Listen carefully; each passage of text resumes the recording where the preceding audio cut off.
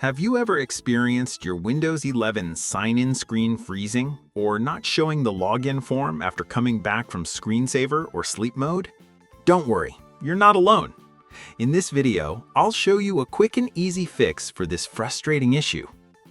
After updating Windows or switching to the latest version of Windows 11, I've noticed that whenever I put my computer to sleep or leave it idle for a while, the screen gets stuck like this.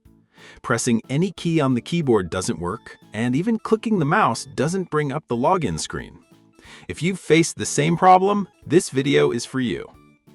To fix this issue, simply press Ctrl Alt Delete on your keyboard. This will force the login screen to appear. Now, you can see the sign-in option. If you have a password, enter it. I don't have one set, so I'm just clicking on Sign In. And there you go. It's successfully logged in. That's it.